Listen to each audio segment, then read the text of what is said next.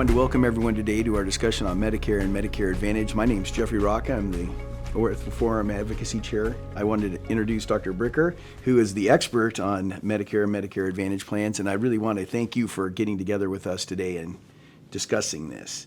Dr. Racca and OrthoForum, thank you so much for having me. Again, I'm Dr. Eric Bricker. I'm an internist, but originally I started out as a healthcare finance consultant. Did my residency training at Johns Hopkins in Baltimore, practiced with the Baylor Scott and White Hospital System here in Dallas. Actually started a healthcare navigation company that helped 1.8 million people navigate their health insurance and their healthcare for over 11 years. So for better or for worse, I've seen it all, and I would love to share with you about Medicare Advantage today. I really appreciate it. This all came about, I think many of us in orthopedics and in medicine in general, sometime around September, we start getting a bunch of people asking us a bunch of questions about, hey, what healthcare plan should I become a member of? A lot of us have, obviously there's the BUCAs, the Blue Cross, Blue Shields, the Cignas and everything, and there's also local Medicare Advantage plans. And I don't always know how to answer that question because it's a very complicated question. I think there's a lot of people who don't understand what the difference between Medicare is, A and B, Medicare D, the Advantage plans, or the supplement plans. And we could probably start off with Medicare Advantage, and let's talk about what are the advantages of that for patients. Yeah, so at a very basic level, Medicare Advantage is when a patient gets Medicare through a private commercial insurance company as opposed to directly through the government. And so there, that Medicare Advantage plan is different than traditional Medicare in several key ways. And probably two of the big ways that it impacts them is that it's much lower cost than traditional Medicare. So the premium that they would have to pay for Medicare Advantage, it's actually lower than traditional Medicare. And then the out-of-pocket costs that they would have to pay for a doctor's office visit or for a hospital stay, it's actually a lot less than what they would have to pay in traditional Medicare. And it even includes things like dental insurance and vision coverage. Sometimes they even give you free hearing aids if you need them. Sometimes the Medicare Advantage private commercial insurance company will even give like gift cards with like $500 on it to buy groceries to like entice you to sign up for the Medicare Advantage plan. So it has become so popular that a little over 50% of seniors are actually now on Medicare Advantage plans. So it's actually more than people that are on traditional Medicare. And it has really gone from like 25% of folks to about 50% of folks like in the last 10 years. And it's projected that about 75% of all Medicare beneficiaries are actually going to end up being on Medicare Advantage plans. And now, it sounds too good to be true. Right. It's a great point. It seems to me, in my market at least, we see a lot of patients now who are on these Medicare Advantage programs who are being switched, say, from one year to another, like where they can get different things done, like which hospitals they can go to. And, a lot of us physicians have privileges at one or two hospitals, but usually we don't have them at every hospital in the market. And it seems like there's a lot of disruption in care, probably based upon the contract between these Medicare Advantage plans and the local hospitals or surgery centers or group practices. Yeah, that's correct. So in order for the Medicare Advantage plans to be essentially cheaper for the patients, there's a catch. And that catch is that there's less choice for the patients and there's less choice for the doctors. So with Medicare Advantage plans, there are specific network rules around which doctors you can see and which hospitals and facilities you as a patient can go to. Whereas with traditional Medicare, the vast majority of doctors and hospitals, they take traditional Medicare. So you can pretty much see any doctor and go to any hospital that you want. So with Medicare Advantage, it really limits your choice. And then to your point, that narrower choice of doctors and hospitals that you can see, it might change from year to year. So you might have been able to go to see a certain doctor at a certain hospital one year, but then the next year, even on the same plan, you might not be able to see them anymore. So you lose a lot of choice there.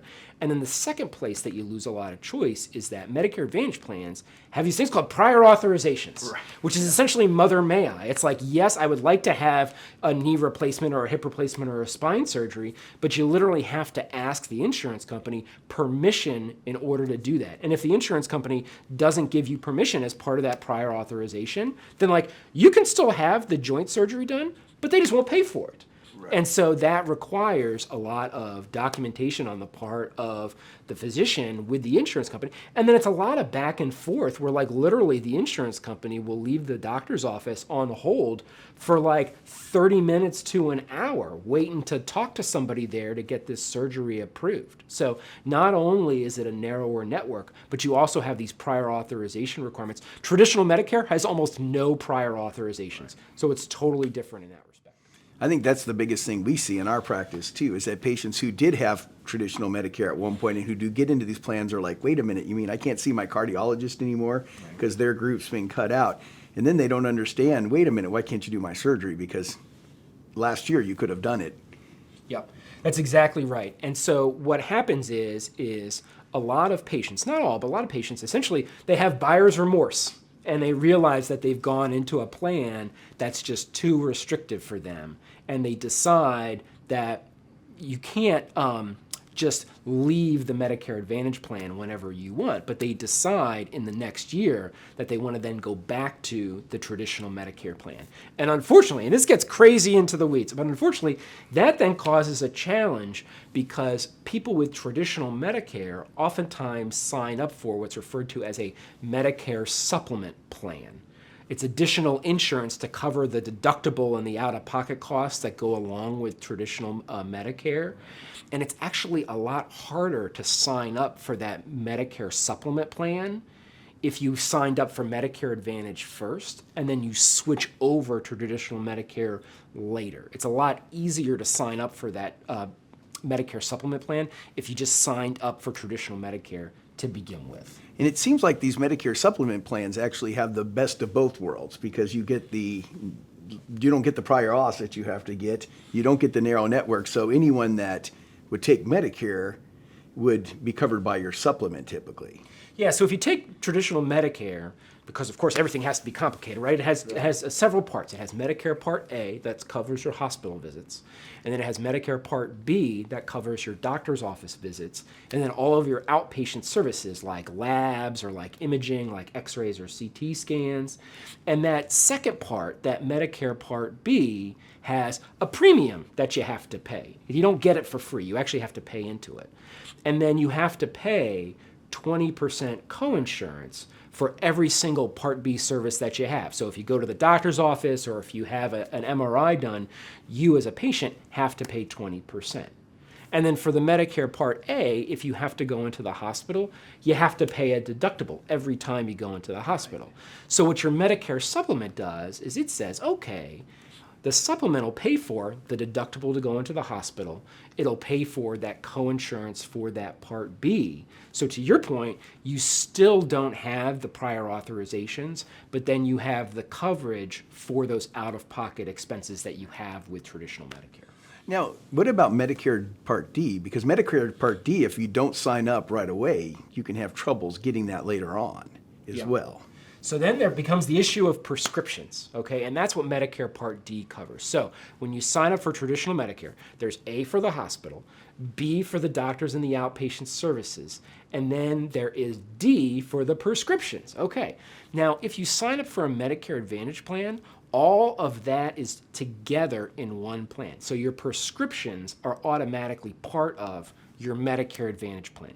But let's say you're like, okay, I got buyer's remorse, I don't want the Medicare Advantage plan anymore. So then you have to switch to Medicare, traditional Medicare, and you have to sign up for a Part D prescription plan, which could be from a totally, and you have to get Medicare Part D through an insurance company. Right. You cannot get it directly through the government. So you get A and B directly through the government.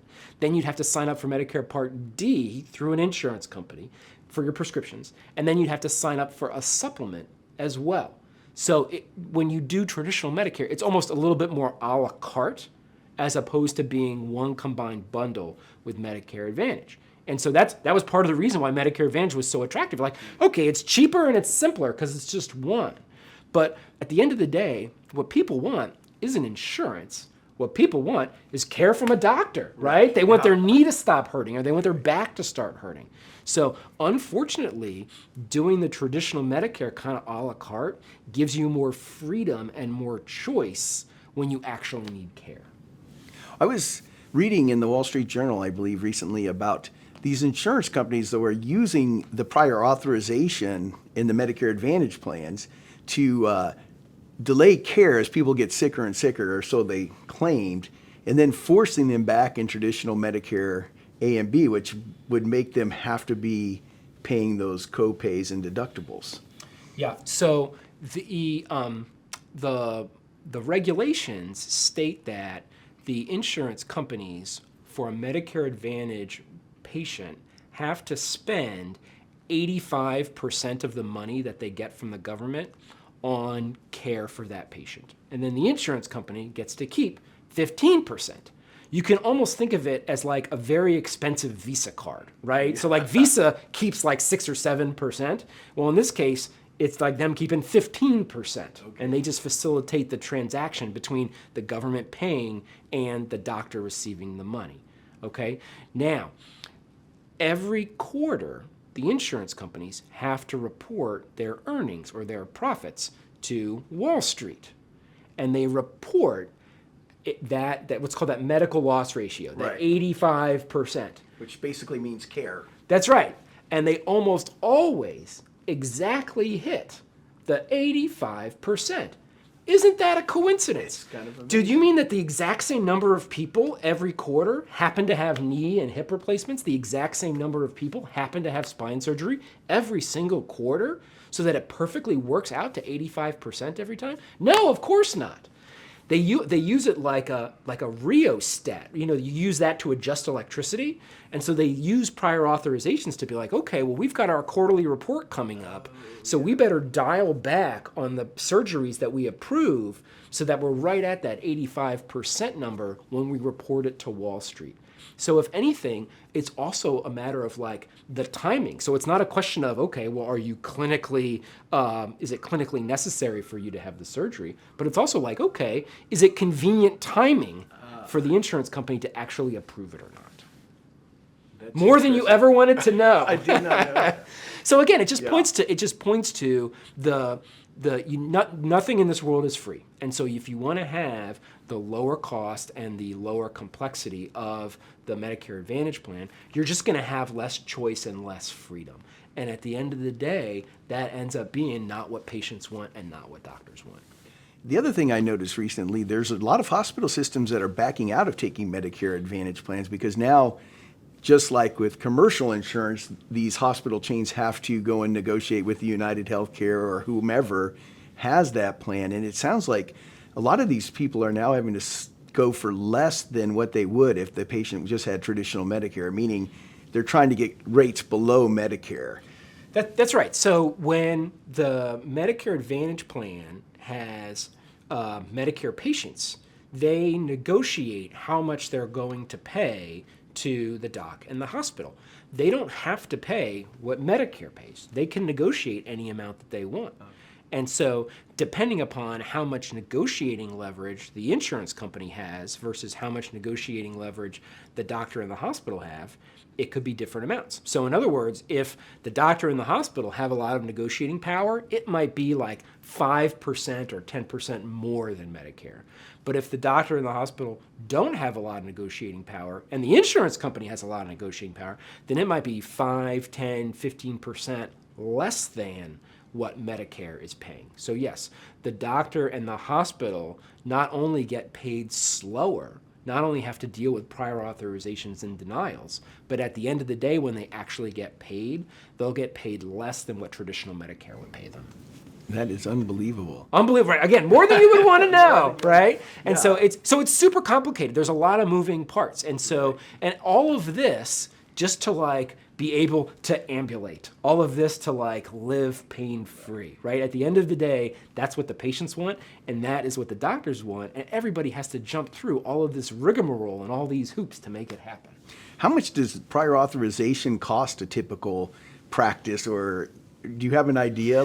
Yeah, so just anecdotally from orthopedists that I've talked to, they think that to pay for their staff and for their own time to deal with all that, that they're losing about 15% of what they would have been paid on a surgery in order to deal with all that prior authorization.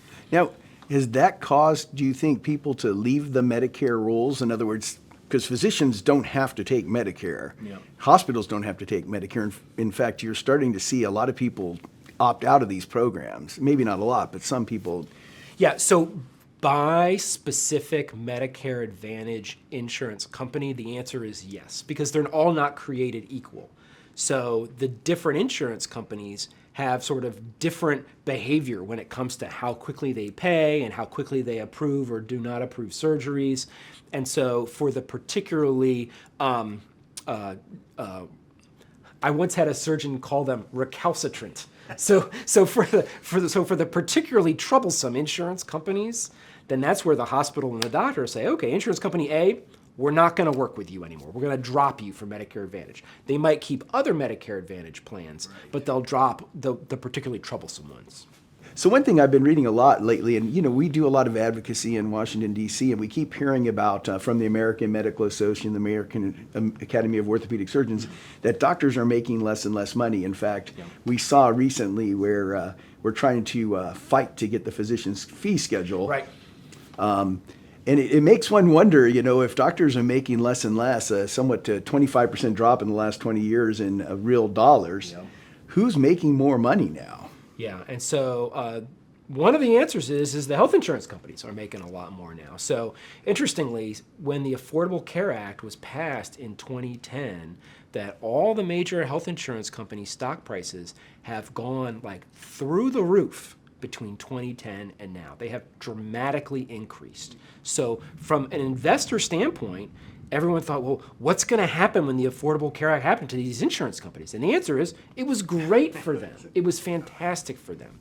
And so Medicare Advantage is actually more profitable for these health insurance companies than like even selling insurance to individuals or to employers. So the average profit margin on a Medicare Advantage beneficiary is about $1,600 per person per year. Now, on their commercial population, which is like you just have it through your job, right? So you work at a restaurant or you're a police officer and you get your health insurance through your job, the health insurance company only makes $800 per person per year for those folks. So Medicare Advantage is growing quickly and it's more profitable for the health insurance company. And so it's really been essentially like the cash cow for health insurance profit growth over the past 10 to 15 years.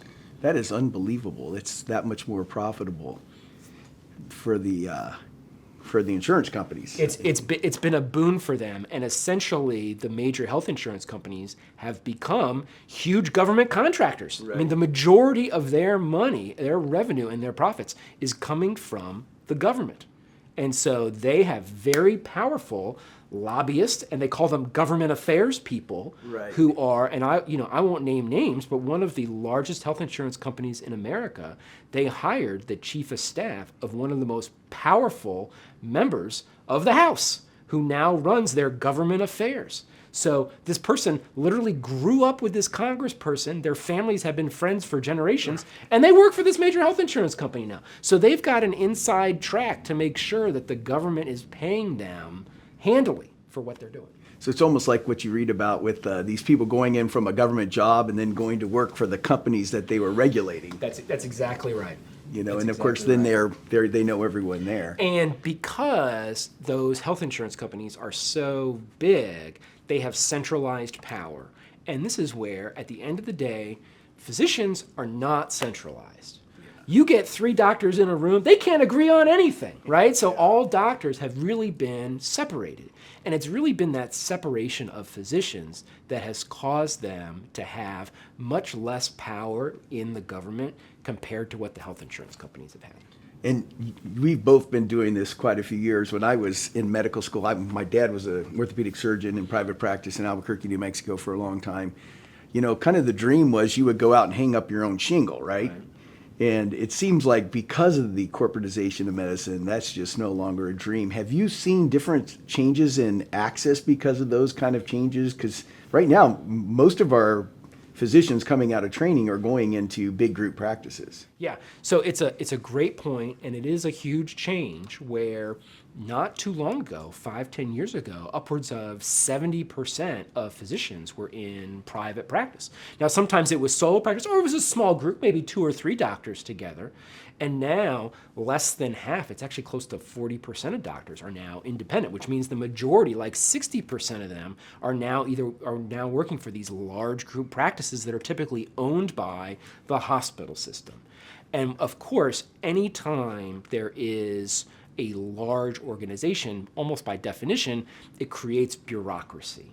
And what is bureaucracy? It is a lack of flexibility. And every doctor knows that when they're taking care of patients, you need to be flexible, right? Because every patient is unique. And oftentimes their situations and their care is unique. And when you were either on your own or you were in a small group, you had the flexibility. You didn't have all of these rules that you needed to have. So like with scheduling, right? You'd be like, okay, someone needs to come in, whatever, you double or triple book, over lunch or what have you.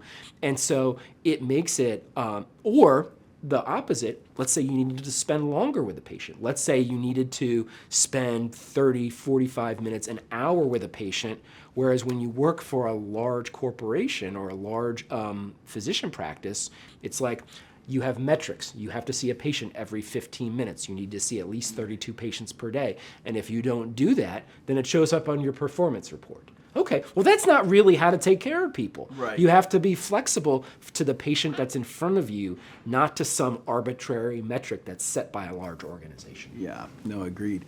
It's ironic, too, in most businesses, the bigger you get, the lower you can charge for what you do. I mean, you think about Walmart, you think about Target. In medicine, the bigger you get, the more you get paid for what you do. That's right. In other words, if you go to a hospital system, it's well more expensive than a private practice. Yes. For a number of reasons, what happens is that those much larger hospital systems will then negotiate much higher payments from the insurance companies, and unfortunately, those higher payments do not necessarily result in higher payments for the doctors themselves, because of course large organizations have to have a lot of administrators and a lot of layers of bureaucracy. And so to a certain extent, all that extra money that's being paid to the hospital system is going to pay for the bureaucracy itself, as opposed to the actual clinicians, the doctors and nurses that are actually taking care of the patients. Do you see more and more people in medicine then getting outside of the insurance companies? In other words, saying, hey, listen, we're going to go back to the way it was, cash pay. Yeah, so the short answer is yes, and of course there are certain orthopedic practices that have been doing cash pay with patients for a long time. I'd say that the movement is probably not to go 100% cash pay, but to have, I will tell you that whether it's in Oklahoma or here in Dallas where we're shooting this, or in other places as well, there are orthopedists that have transparent, upfront cash pay prices where it's like, we'll do a knee for $20,000 or $25,000. And that includes the physician, it includes the anesthesiologist, and it includes the facility fee. It includes the preoperative visit, and it includes the postoperative care as well. And everybody wins because 25 grand is a lot less than what the insurance had to be paid. The doctor also wins because they don't have to bill and then wait, 30 to 90 days to get paid. And for the patient, then they have the understanding of what the cost is going to be in advance. And honestly, the premiums for a health insurance for a family of 4 are like $36,000. Right. So you could have that one knee surgery for $25,000 without insurance, and it's still $11,000 less than if you'd actually paid the premium to the insurance company. So that's not the answer for everyone, but for certain people and for a lot of orthopedists, going with cash pay is a viable option for them. That's great. What about transparency? Because there has been quite a bit of talk about transparency recently. Do you have any thoughts about the best way to make healthcare prices transparent? Yeah, so it's a great question. There is actually a federal law that requires hospitals to make their prices transparent, and that actually requires the insurance companies to make their prices transparent as well. And unfortunately, Many of those organizations are not compliant. And unfortunately, the government has been derelict in enforcing their lack of compliance. So essentially, there's a law, people are breaking the law, and the government's not doing anything about it. So the first step would be to actually enforce the law that's already in place. You don't have to create any new law. You just have to say, okay, the law already exists. You have to post your prices by specific insurance company so that a person with insurance company A has the price for A and a person with insurance company B has the price for B. Now, will that happen with the new administration? I don't know. We'll have to see. We've talked about a lot of things today. Obviously, this is a very complicated Medicare Advantage plans, Medicare with the supplement, just going Medicare by itself, standalone. What's the best way to navigate that complication or complexity for our patients? Yeah, so it's a great question. I actually think it's good for a patient to talk to their doctor about their insurance coverage. And the doctor themselves might not have the answer, but I guarantee you that they've got a business manager or a billing manager who'd be able to talk to them about that. That in general, it's important to understand that if you do choose a Medicare Advantage plan, that might significantly limit your choice of doctors, it might limit your choice of hospitals, and it might even just limit your choice of even being able to have care. So, as they always say, buyer beware. Right. So you just have to beware if you're going to go in that direction. And do you think that for most of our patients, they should at least look at a Medicare with a supplement? You should always evaluate all your options. That is correct. Now, I will tell you that the really nerdy people, and I say that in a good way, like they get a spreadsheet and they put out, okay, well, how much would I have to pay in premium? And then what do I expect my medical costs to be in the coming year? I mean, they know, they're like, I got a cardiologist, I got an orthopedist, maybe I have a dermatologist, and maybe I'm going to go to the emergency room maybe like once a year. And so on your spreadsheet, you can like list out, and believe it or not, of course, there's like YouTube videos and websites that show you how to do this, but you would actually want to estimate what that would cost you going the Medicare Advantage route versus the traditional Medicare route. One of the things that's really taken a lot of the oxygen out of the room for physicians is having this repeated inability to get an increase in the physician fee schedule from Medicare. And this year is an important year for us in advocacy because there's going to be some changes, obviously. Right. And one of the questions that I've been getting a lot when I go to Capitol Hill is, we don't want to do SGR3 again. We did SGR1, and then we went to the new system, which they're now referring to as SGR2. And so I can totally understand that. But when we've gone to talk to our organizations, they really don't have an idea of what would be the best way to fix the physician fee schedule in the long term. And obviously there's a lot of things out there. Have you thought about what we should be asking for as physicians? Yeah, and this is just my opinion, but at the end of the day, I am not a political strategist, but I think that politicians want votes, and at the end of the day, doctors themselves don't actually represent a lot of votes, right? There's about 1 million doctors nationwide. That's about it, about 900,000 to 1 million doctors nationwide. And so I really think it becomes a matter of, okay, what's the biggest voting block that doctors see? And that's seniors. And so I actually did an interview with the head of the Robert Wood Johnson group in Washington, D.C. I went into their office. And I asked them, I'm like, hey, I heard you have this summer internship, I'd be interested in it. And they told me about it. And they said, one of the things that we do in this internship is we have you work with AARP. And I said, why would you have me work with AARP as part of the Robert Wood Johnson fellowship? And they said, oh, nothing gets done in healthcare in America without AARP. And so, honestly, I think that's the way to go. Now, here's the kicker. Where does AARP get its money from? The number one source of money from AARP is United Healthcare. Right. United Healthcare pays the AARP more than AARP members do. Wow. And so the key is actually to have seniors, whether it be through AARP or through another organization, actually push on Congress to have physician reimbursement increase just to keep up with inflation, right? So it's important to note, hospital reimbursement has kept up with inflation, right? So inflation collectively has gone up about 70% over the past 15 years. Hospital payments have gone up 70% over the past 15 years. Doctor payment has gone up 10%. So in other words, hospital payment has gone up 7 times more than doctor payment over the past 15 years. And a lot of it has to do with the fact that physician voices are not heard. And honestly, I don't think physician voices are ever going to be heard. It has to be done through the seniors themselves. So one thing we could do is talk to our patients who are seniors, a lot of us. Do a lot of total joint surgery. So a lot of my patients are Medicare patients, and get them involved. 100%. Again, I'm not a political strategist, but I think that the way to get the politicians to change the way that doctors are paid is to be like, look, this isn't about doctors. It's actually about the seniors that are voting for you or not voting for you. I think that's the way to go. Well, thank you so much for meeting with us today and answering our questions. We really appreciate your time, and I learned a lot, so thank you. Dr. Racca, thank you so much. Thank you. Thank Appreciate you. it.